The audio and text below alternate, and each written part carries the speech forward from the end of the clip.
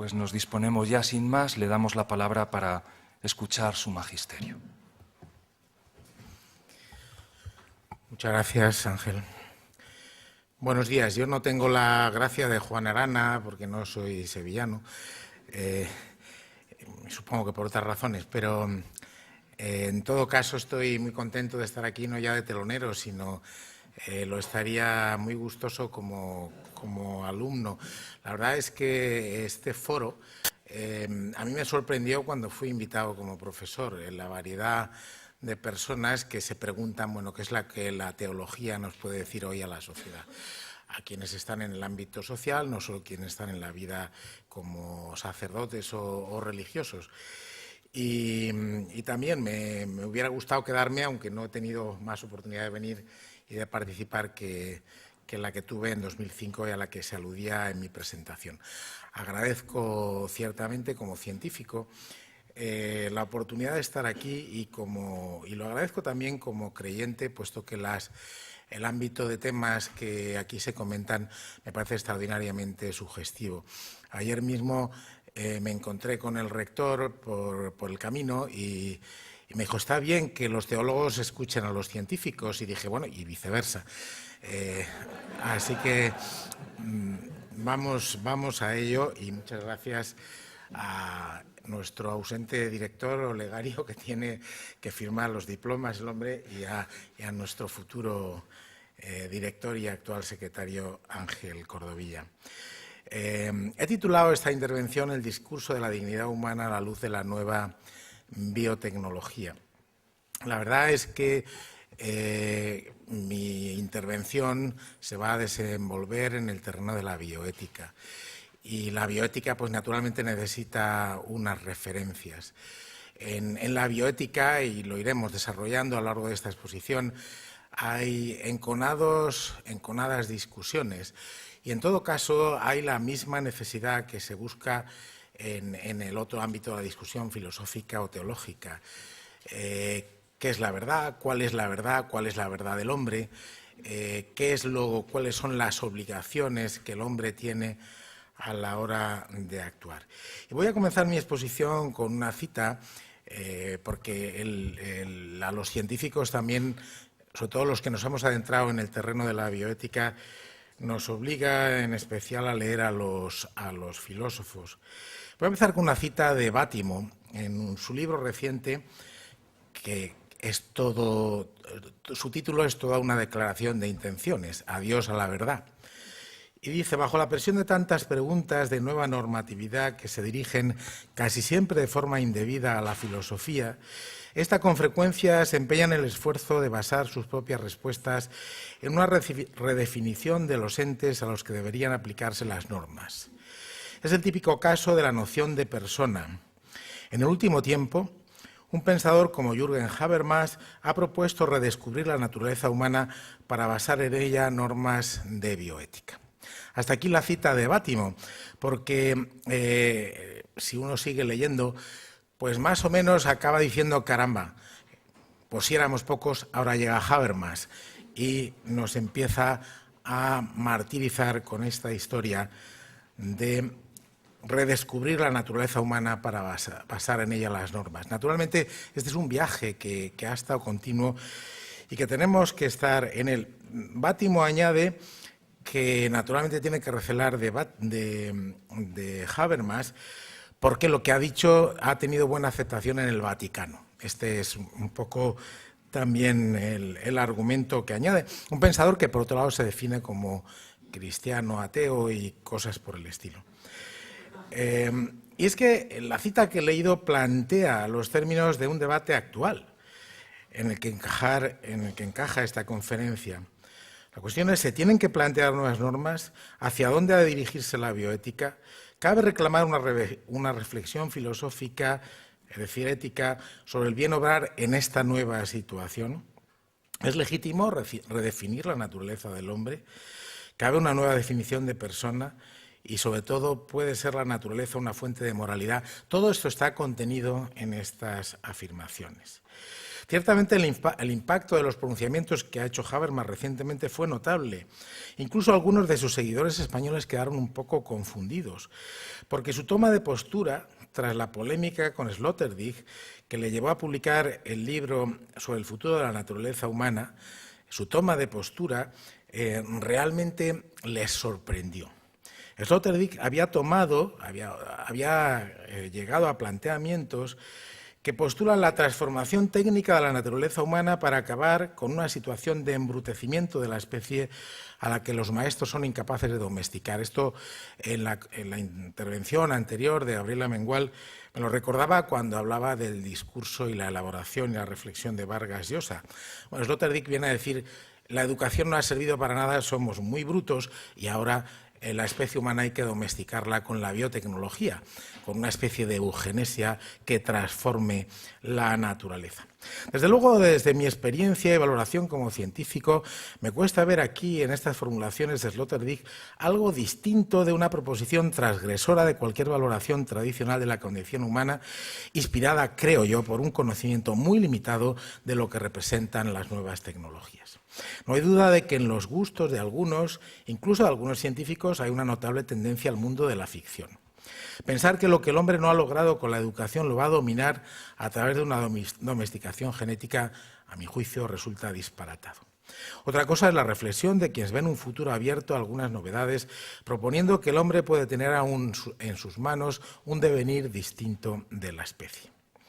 En la referida polémica, Habermas, fiel a sus planteamientos postmetafísicos, plantea una solución ética basada en el discernimiento en una comunidad de diálogo, como es su propuesta ética, que entra de lleno en el concepto de dignidad humana y la extiende, Habermas, a todas las etapas de la vida como proposición, y la extiende, por supuesto, a la vida embrionaria. ¿Por qué hablamos de nueva biotecnología?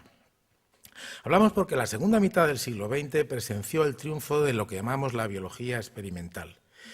Pese a su complejidad, los sistemas biológicos pudieron ser sometidos a experimentación, diseñando condiciones reduccionistas para aislar materiales determinados y analizar su comportamiento. Esta aproximación reduccionista tuvo un éxito extraordinario. La síntesis, por ejemplo, de ácido ribonucleico en el tubo de ensayo que Severo Ochoa llevó a cabo, desde luego, mucho antes de mi presencia en su laboratorio, representa uno de esos momentos estelares de la ciencia, porque mostraba que se podían manejar, sintetizar y utilizar en el tubo de ensayo materiales biológicos que tienen realmente el control de la propia naturaleza de las células. Llegamos a 1970, cuando Jacques Monod sistematizaba en un libro muy conocido y de una manera muy lúcida la situación de la fenomenología biológica en función de los avances de esa biología molecular.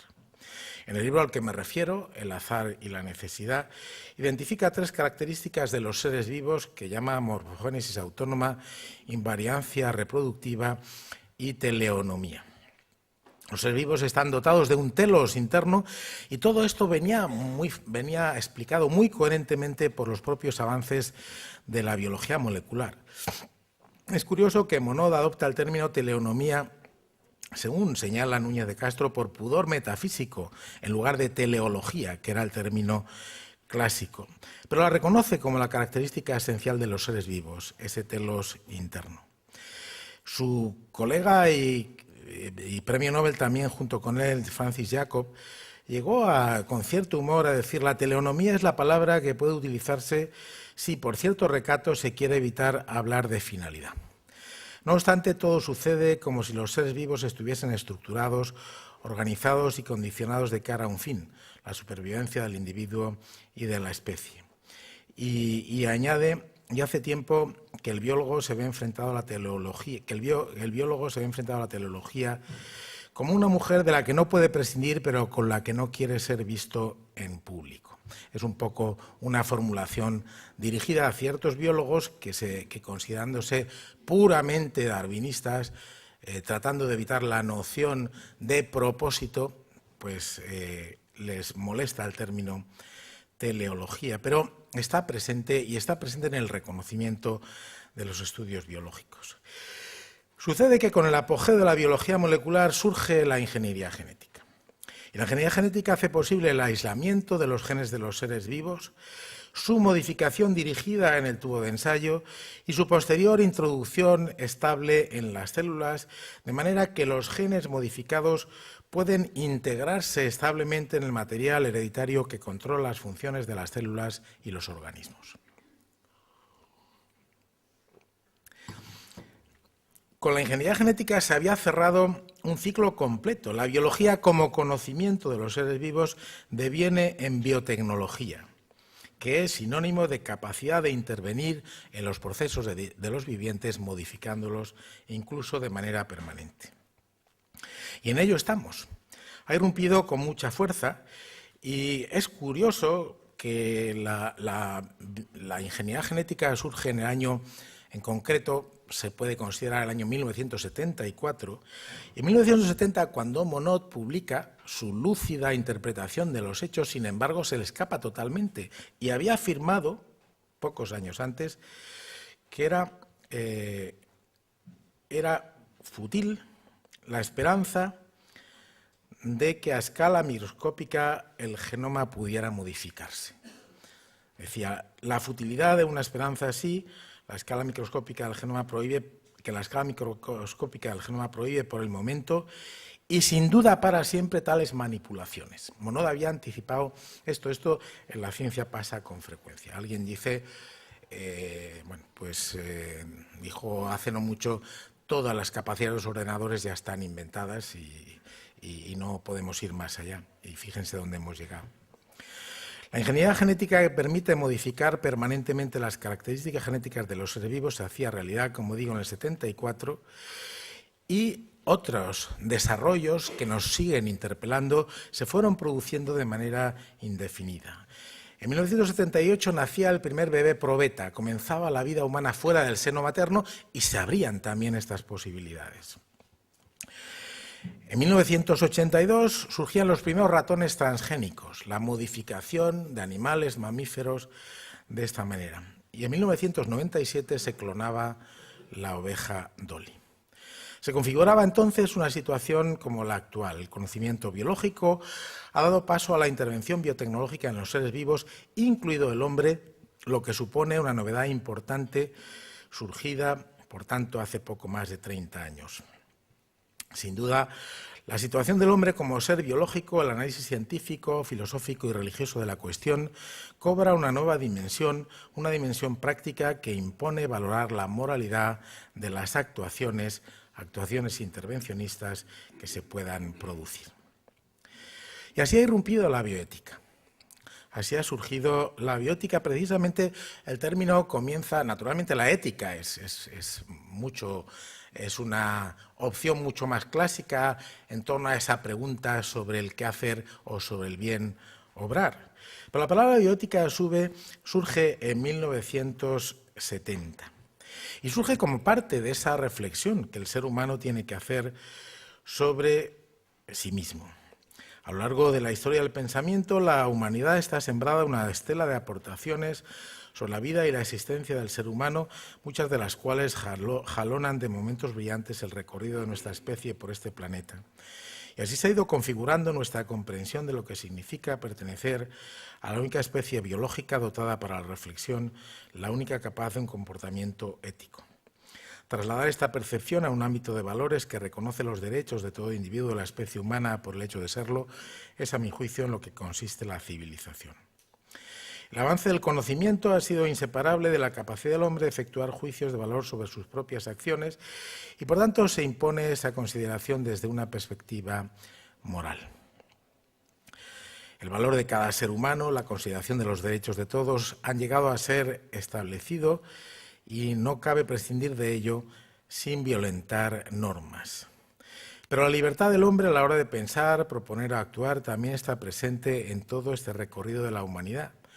Por ello, los avances en la consideración del valor del ser humano nunca han tenido lugar en circunstancias exentas de riesgo.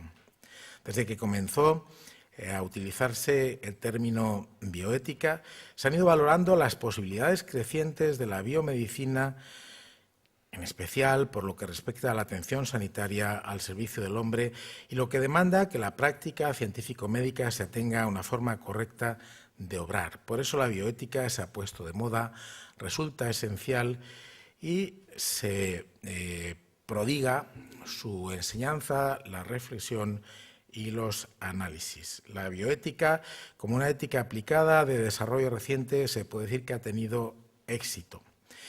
Y parece que ese éxito debía estar fundamentalmente en explorar las crecientes posibilidades de la biomedicina y la atención sanitaria, cuyos progresos alimentan cada día más opciones al servicio del ser humano. Sin embargo, este éxito de la bioética surge en un contexto en el cual la confrontación de posturas, el enfrentamiento de valores, el planteamiento de una subordinación de unos valores a otros surge con una fuerza enorme. Y no hay que olvidar, puesto que aludía al principio a Bátimo, que el pensamiento débil, que en muchos casos se postula notablemente, exige que la verdad del hombre haya de someterse a las interpretaciones que cada cual quiera hacer. Paradójicamente se da esta situación cuando la ciencia positiva puede plantear cada vez más hechos reales, tal como son, e incluso los alcances de las interpretaciones que les podamos dar. Cada vez tenemos más claro qué es lo que la ciencia dice, qué es lo que es cierto, qué es lo que está por descubrirse y qué es lo que tiene que permanecer abierto. Pues mi postura como científico que se ha adentrado en la bioética es que la bioética no puede prescindir de la objetividad científica sobre la vida del hombre, aunque no cabe duda que el establecer juicios de valor suponga un salto adicional. La verdad científica no supone nunca una demostración matemática de principios éticos, pero ese salto a los valores que deben impregnar la actitud ética, que es un salto adicional, es algo que tiene que incorporarse a la reflexión bioética, porque la vida del ser humano, su significación y su valor van más allá de lo que representa su propia naturaleza biológica. Y en la actualidad no nos faltan, nos encontramos con ello, quienes pretenden justificar, precisamente en función de argumentos éticos, opciones que otrora en tiempos muy recientes fueron claramente proscritas, como el aborto provocado, que ha llegado a estar de lleno introducido en nuestras sociedades. Se plantean opciones que, en definitiva, están basadas en dominar sobre la vida del ser humano, al menos en determinadas etapas. Esa es la tentación, por ejemplo, de la medicina prometeica, como si estuviera en manos del hombre, no ya alcanzar una mejora de su vida y de la calidad de la misma, sino una capacidad indefinida de regenerar su cuerpo y prolongar su existencia biológica de manera indefinida, incluso transformar su vida para lograr formas inimaginables en el pasado. Mi preocupación personal, la que surge, como digo, como experiencia propia, desde que me introduje en estos campos, es que llegamos, por supuesto, a la bioética por muchos caminos y que definir y acotar bien el terreno en el que hay que pisar es la primera de las obligaciones. Hay pocas dudas de que es en ese marco en el que se suscitan un buen número de cuestiones para cuya resolución se llama una y otra vez a ese edificio que hemos llamado la bioética. Es evidente, aunque para algunos esta evidencia sirva sobre todo para negarlo, que el ser humano debe constituir la referencia bioética fundamental, porque es el único ser vivo capaz de un comportamiento moral. Digo que a algunos les sirve para negarlo, porque efectivamente cuando algunos se lo plantean, justamente toman al hombre como referencia, pero para negar que deba ser la referencia fundamental para la bioética. Sin embargo, el hombre es el único ser moral, es el único capaz de elegir en función de criterios de verdad, también de bien, de amor y justicia. Y la bioética, por tanto, se preste a establecer un sistema de referencias para juzgar sobre la moralidad de las actuaciones humanas en relación con la vida, tiene que tener esta consideración especial sobre la vida humana. Al situarse en el ámbito de las éticas aplicadas, surge en el debate bioético una situación que viene definida claramente por una palabra. La palabra es pragmatismo. Surgen problemas sobrevenidos, incluso aunque estos problemas se planteen de manera dudosa, y se reclama una respuesta rápida. Según ha dicho Adela Cortina, esta aplicación, este carácter de ética aplicada, ha puesto a la ética contra las cuerdas, o proporciona principios que ayuden o queda descalificada por caos técnico. Y esto refleja mucho una parte del debate bioético actual. El sociólogo Fukuyama, bastante discutido en muchos aspectos, pero que no cabe duda que tiene intuiciones muy claras, ha aludido con sarcasmo a algunos bioeticistas sofisticados y sofistas convertidos en profesionales de la búsqueda de cualquier justificación para alguna propuesta, ya sea justificarla en cualquier ámbito del pensamiento, tanto la filosofía kantiana como la teología católica. La expresión de Fukuyama es muy gráfica, pero sin duda alude a una situación. Y es que lo que yo me he encontrado es que con frecuencia se está recurriendo continuamente a una revisión de los fundamentos y los contornos o incluso a un vaciamiento de algunos espacios que parecían bien definidos. Un teórico de la bioética muy influyente en España, bien conocido por su extraordinaria erudición, como es Diego Gracia, nos sorprende continuamente con afirmaciones como el problema de la responsabilidad es que acaba siempre en fracaso. Afirma también que compaginar precio y dignidad, fin y medio, tal es el difícil juego de la ética, una disciplina que se halla siempre al borde de la paradoja, mejor aún del conflicto. Y señala igualmente que en el horizonte, como amenaza permanente, está el conflicto no resoluble, bien a través de la deliberación, bien a través de componendas o de pactos, es decir, la tragedia.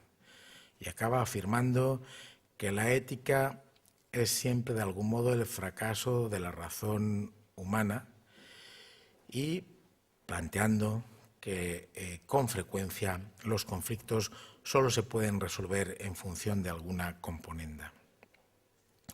En el conjunto de los bioeticistas que también influyen en estos momentos, algunos pensadores libertarios, como John Harris, se adentran por completo en la cuestión del precio. No hay principios, hay simplemente cuestiones que se pueden valorar en función de su precio.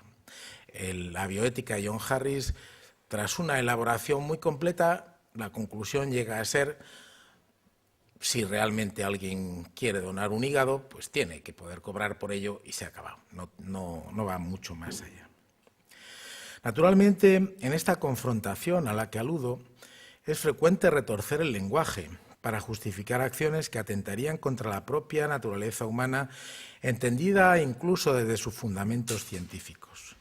De ahí surgen expresiones como interrupción voluntaria del embarazo, para referirse a la ruptura violenta del proceso de gestación y de comunicación madre-feto, o la expresión vidas que valga la pena ser vividas, atribuyendo a un tercero la decisión de si alguien tiene derecho a vivir.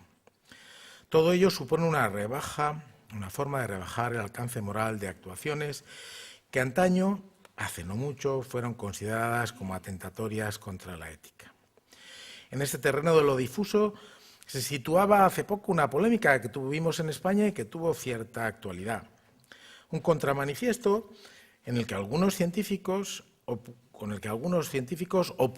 se opusieron a otro manifiesto que habíamos suscrito otros científicos que hablábamos de respetar la vida humana desde sus inicios. Traigo como expresión o como ejemplo de lo que es el lenguaje que puede ser retorcido. Decía este contramanifiesto: el momento en que puede considerarse humano un ser no puede establecerse mediante criterios científicos. Entra en el ámbito de las creencias ideológicas o religiosas. Curiosamente, y esto es una anécdota, pero puede ser reveladora, una exministra, hoy es ministra, en aquel momento ministra, se adentró, en función de este manifiesto, en una afirmación que probablemente a estos científicos les llenó de rubor. diciendo: un feto de 13 semanas es un ser vivo, pero no un ser humano. La pregunta es a qué especie pertenece. Pero las situaciones así se produjeron. Entonces yo creo necesario proclamar, y de ahí mi conferencia sobre el discurso, que la dignidad humana es la referencia fundamental sobre la bioética. En la actual reflexión resulta imposible prescindir de la dignidad humana. Hay que recurrir a esta idea como fundamento y también como referencia. Todo lo relacionado con el obrar humano, con el ejercicio de nuestra libertad, implica sin duda asumir un riesgo, y en el reconocimiento de la dignidad del otro está sin duda la esencia de una vida recta acorde con nuestra condición. Me sorprende encontrar con cierta frecuencia bioeticistas que pretenden adoptar una actitud neutral. Su papel en estos casos, y los hay, sería describir las distintas opciones a modo del entomólogo que pretende clasificar y ordenar propuestas con notable detalle, pero que no se comprometen con ninguna. En el caso de la dignidad y su relación con cuestiones derivadas de la nueva biotecnología, habría que intentar plantear, puntualizar, definir y acotar el contexto de dignidad. Por eso resuenan más propuestas como la del filósofo Kolakowski, del cual leo el siguiente párrafo. Resulta difícil definir lo que es la dignidad humana. No se trata de un órgano de nuestro cuerpo por descubrir ni de una noción empírica, pero sin esta idea sería imposible responder a una pregunta muy simple. ¿Qué tiene de malo la esclavitud? Hasta aquí la cita de Kolakowski. El profesor Francesc Torralba ha revisado a fondo este concepto de dignidad en un libro titulado ¿Qué es la dignidad humana?, y en el que plantea un ensayo sobre 3 filósofos de los que se apartan, desde luego, de concepciones tradicionales, pero que son un poco reflejo de las pretensiones actuales. Filósofos como Peter Singer, Engelhardt y John Harris. Es evidente que la dignidad humana puede tener muchas acepciones y muchas formulaciones, y yo no voy a hacer ni estoy capacitado para hacerlo con competencia suficiente, un recorrido por toda la visión de la dignidad humana, de lo que ha supuesto el pensamiento, la reflexión filosófica. Pero sí es una cualidad de valor que lo esencial de la dignidad humana es que podemos atribuirle con su carácter ontológico. Se tiene dignidad por el hecho de tener la condición de humano, de pertenecer a la especie humana. Por supuesto, hay otras versiones, y como la dignidad que el ser humano puede exhibir o materializar en su comportamiento y demás, pero sí que hay que decir que la dignidad humana es inherente al ser humano por el hecho de serlo. Por supuesto que desde el punto de vista teológico, y Karl Rahner se ha ocupado muy a fondo de esto, al hombre le corresponde una dignidad como hijo de Dios e imagen y semejanza del Creador. Sin embargo, en su última referencia al concepto de la persona, en donde se plantea por parte de influyentes pensadores actuales una revisión del propio concepto de dignidad, al revisar el concepto de persona, precisamente al abandonar los fundamentos sólidos de lo que es y representa la persona humana, los resultados con los que nos encontramos pueden ser de cualquier tipo. Para Peter Singer, la persona es el ser capaz de tener conciencia del yo. Para John Harris, con ese concepto de valor, capaz de valorar su propia existencia. Y para Engelhardt, la capacidad de ser autónomo. Es una línea de razonamiento muy visitada actualmente por algunos bioeticistas, pero que siempre conduce al mismo resultado: a excluir individuos de la especie o a excluir determinadas etapas de los individuos de la especie del concepto de persona. Adentrándose en un laberinto reduccionista, se sale como se puede, desde luego. Por ejemplo, reduciendo a determinados individuos a la condición de prepersonas o de expersonas. Y vuelvo a lo mismo, se puede constatar que el propio concepto de dignidad humana está en la base y en el fundamento de la bioética. Los bioeticistas tratan de desarrollar sus análisis en función de posturas clásicas, sean posturas consecuencialistas, que llegan a un utilitarismo muy claro, o deontologistas, inspiradas en Kant. Pero ese salto al valor del ser humano, que es la pura definición de su dignidad, el ser humano como ser valioso, resulta un valor fundamental para la bioética actual. Entonces, si nos vamos a los textos prácticos, los bioeticistas se mueven dentro de normas, leyes, tratados internacionales, declaraciones de asociaciones.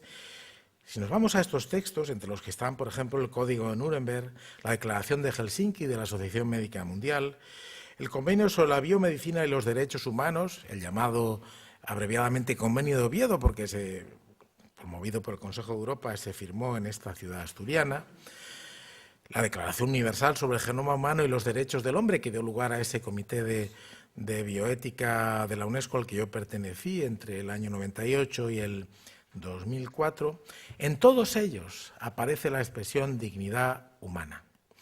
Aparece el concepto de respeto a la dignidad, de reconocimiento, de promoción, como el argumento fundamental, inspirador de todos estos textos normativos o declarativos. Se proclama con gran nitidez y claridad, de tal manera que se podría afirmar que la bioética ha nacido para promover la dignidad humana. Y además se ilustra con situaciones que han dado lugar a estas declaraciones y a estas iniciativas, como lo que fue los regímenes totalitarios, el nazismo y también el estalinismo, que dio lugar al proceso de Nuremberg, de donde surge la Declaración de Nuremberg, o situaciones claramente en que a través de prácticas investigadoras se ha violado la dignidad humana. Todavía en Estados Unidos se están analizando situaciones no muy lejanas, por ejemplo, en los años 40, cierta experimentación con seres humanos sobre transmisión de enfermedades sexuales, enfermedades de transmisión sexual. Se experimentó sin su conocimiento, sin su consentimiento y violentando todos los códigos. Incluso en muchos científicos podemos encontrar esta tendencia al reconocimiento de la singularidad de la vida humana. El premio Nobel Sidney Brenner, premio Nobel, una persona de mucha autoridad, recibió el premio Nobel en 2002, ya en una etapa muy maduro de su vida y muy reflexiva, que viene a decir: nuestra referencia es la ciencia, no la religión, ni mucho menos la magia, por supuesto. Pero escribí hace poco en la revista Science un artículo que decía: el ser humano es el nuevo sistema modelo, precisamente en función de lo que conocemos de su genoma. Y acababa con esta frase que siempre me ha impactado mucho. Hace poco me preguntaba un estudiante cuáles son las normas de ética que debe adoptar un científico de la biología. Y añadía: enseguida me vinieron a la mente dos prescripciones. La primera, común a todo científico, decir la verdad. Y la segunda, comprometerse con toda la humanidad. Era un redescubrimiento desde la ciencia del mensaje cristiano en su totalidad. Y sin embargo, desde el punto de vista de la palabra dignidad y el discurso de la dignidad, asistimos a un continuo cuestionamiento del concepto y de sus contenidos, al menos como referencia y como valor para la bioética. Esta polémica se desata en especial en 2003 con un artículo editorial que la profesora de ética médica Ruth MacLean publicó en el British Medical Journal. El título del artículo ya era revelador: la dignidad es un concepto inútil. Esta era la propuesta. Hay un largo texto que no leo, pero todos ustedes pueden recoger la conferencia completa a la salida. Ruth MacLean añade: la dignidad es inútil hablar de eso, y sin embargo estamos contaminados por esta cuestión en buena medida por culpa de la Iglesia Católica, alude así. porque evidentemente en el ámbito de la Iglesia Católica es donde con más claridad, por supuesto que en otros también, pero se ha planteado la permanencia de este contexto. Entonces, ¿en qué se basa este cuestionamiento del concepto de dignidad humana? Con frecuencia se recurre, es sinónimo de autonomía y no tenemos por qué complicarnos la vida con más. Pero, sin embargo, hay otras iniciativas. Por ejemplo, Daniel Dennett, el filósofo que estaría entre estos tres neoateos que ayer se comentaron, Dawkins, Hitchens, Dennett, pues Dennett es de los que reconocen una especial cualidad a la vida humana, pero tiene esta frase que es muy fundamental: la cuestión de cuándo comienza y termina la vida humana y qué posibles variantes deben tomarse como vida humana sagrada. Para empezar, son para la ciencia como la cuestión de cuál es el área de una montaña, más que cuál es su altura sobre el nivel del mar. Todo depende de la definición convencional que aceptemos sobre las condiciones de entorno. La ciencia promete o amenaza con reemplazar valores absolutos tradicionales por un conjunto de complicaciones relativistas que niegan la existencia de fronteras claramente establecidas sobre las que anclar la visión tradicional. Es decir, es una cuestión de contorno. Viene a decir Dennett, no voy a discutir la condición de humanos a todos los que estarían en esta habitación, pero en las etapas embrionarias, fetales, en las etapas terminales, en otros momentos, ahí ya la ciencia invoca, no se pone de acuerdo. Yo digo, la ciencia, claro que sí. La ciencia precisamente puede darnos respuestas objetivas, aunque no nos dé las razones para aplicar unos valores. Desde este punto de vista, pues podemos encontrar propuestas como la de Singer, acabar lisa y llanamente con cualquier concepción tradicional del hombre. La vida humana no es distinta de los animales y el valor de la vida, y por tanto su dignidad, estaría simplemente en la capacidad de sentir o en la capacidad de sufrir. En ese cruce de argumentos, con frecuencia nos encontramos también propuestas supuestamente filosóficas, basadas en hechos científicos que realmente distorsionan todo lo que la propia ciencia dice. Por ejemplo, se asume que a determinadas especies de simios se les deben reconocer derechos humanos, argumentando muchas veces que su genoma tiene un 98% de homología con el genoma humano. Y entonces yo digo, el ratón tiene un 90% de homología. ¿Acaso habría que reconocerle el 90% de los derechos humanos? En las bacterias encontramos a veces un 30% de homología en los genes, con los genes humanos. ¿Vamos a decir que tienen el 30% de los derechos las bacterias? Realmente hay un desenfoque y hay en buena medida un salto sobre lo que significa la verdad del hombre y la verdad científica a la hora de establecer criterios éticos. Creo que aquí hay que invocar las palabras de Popper. Popper dice, el hecho de que la ciencia no pueda hacer ningún pronunciamiento sobre principios éticos ha sido mal interpretado como una indicación de que no existen tales principios, mientras que de hecho la búsqueda de la verdad presupone la ética. Es decir, la actitud ética de búsqueda de la verdad es anterior a todo esto. Por eso no podemos prescindir de lo que dice la ciencia sobre el desarrollo de la vida humana en las primeras etapas.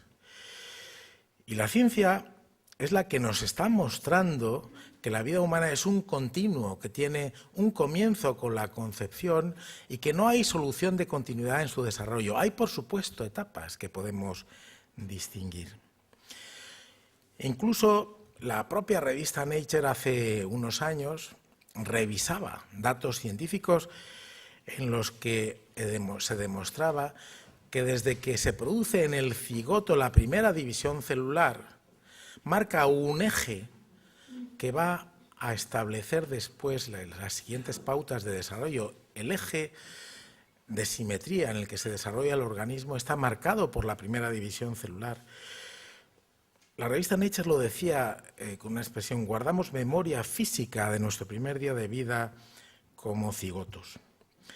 Por supuesto que al día 20, por ejemplo, se inicia la circulación de la sangre embrionaria y el día 22 del desarrollo, apenas 3 semanas, hay un esbozo del sistema nervioso.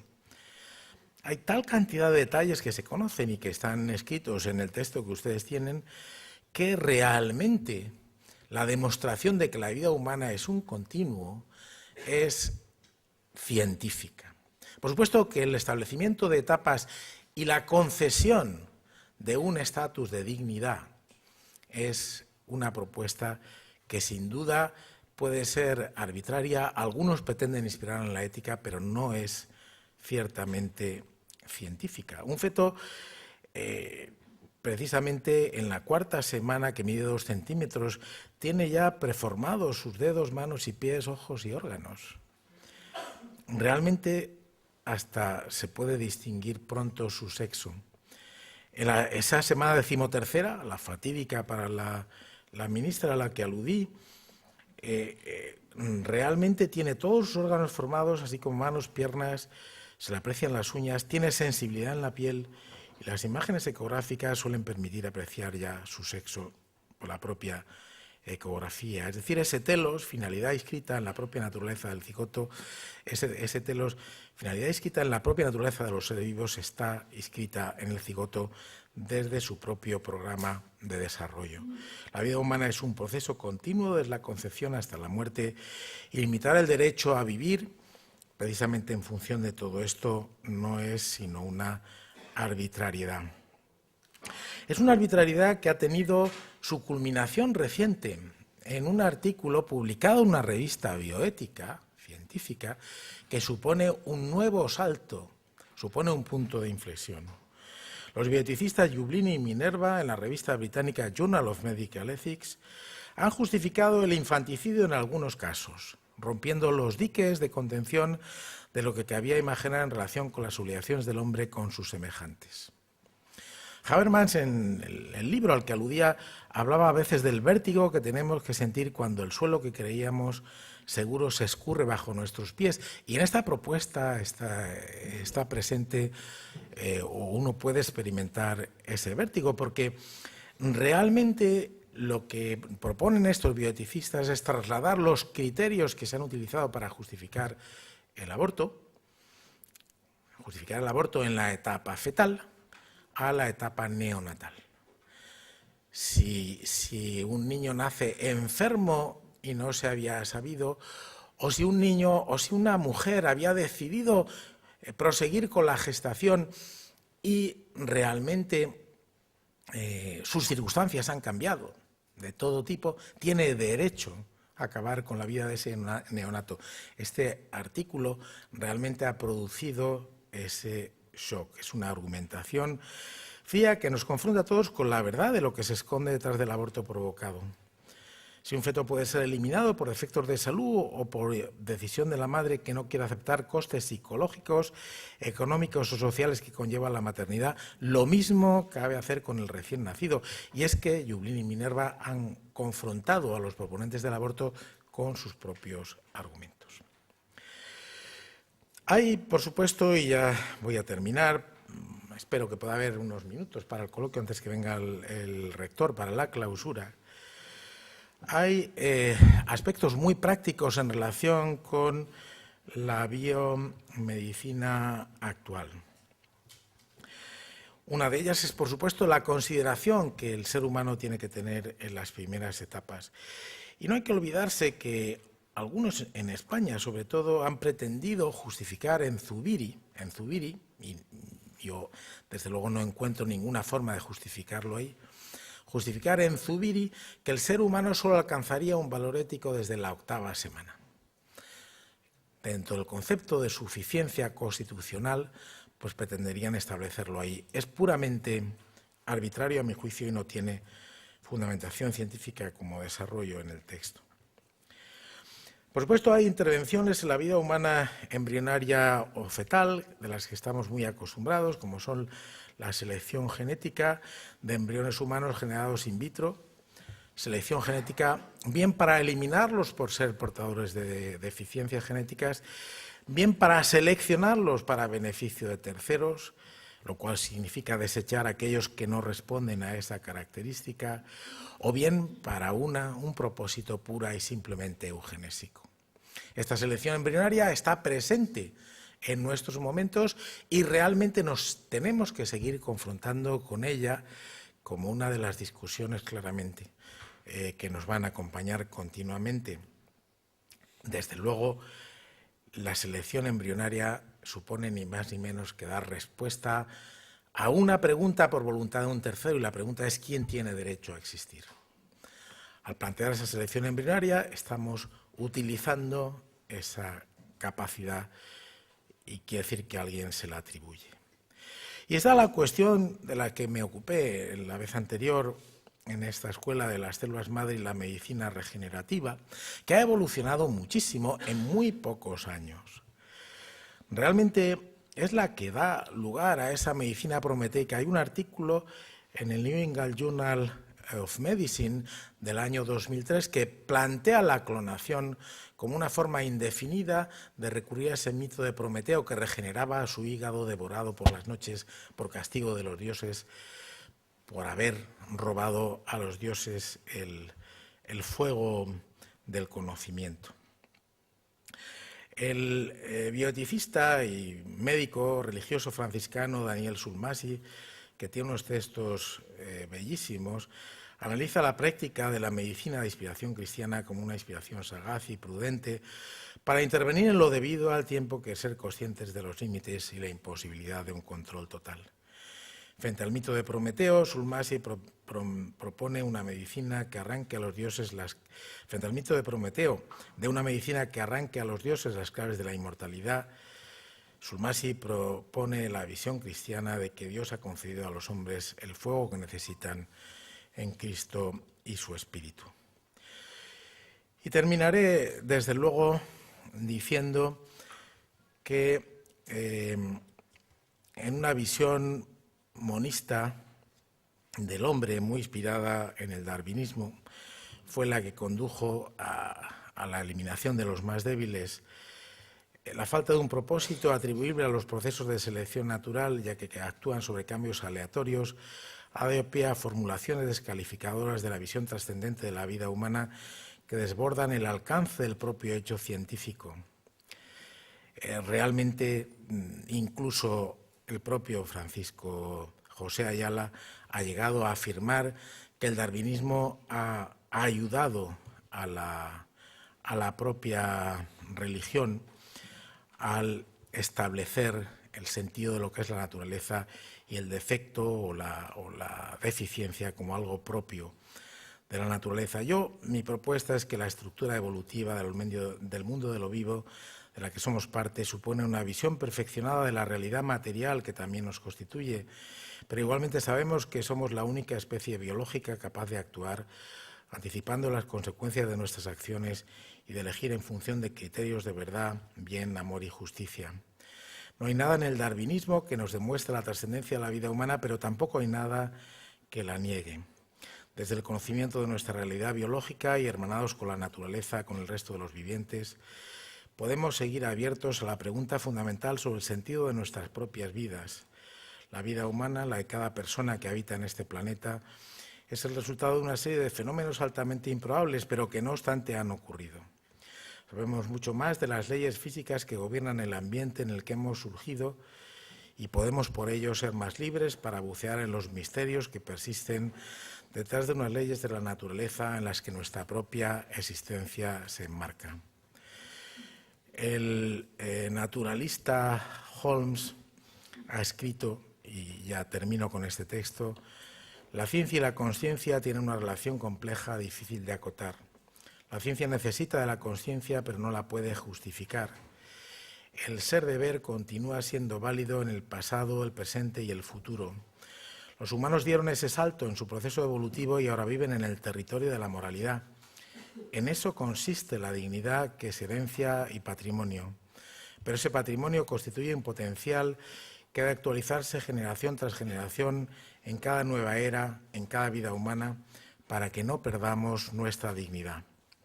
Tras 400 años de ciencia e ilustración, la cuestión de los valores permanece en el siglo XXI, tan aguda y tan dolorosa como siempre. El reconocimiento y respeto de la dignidad humana no es algo trivial. De ello depende, en buena medida, nuestro futuro. Muchas gracias.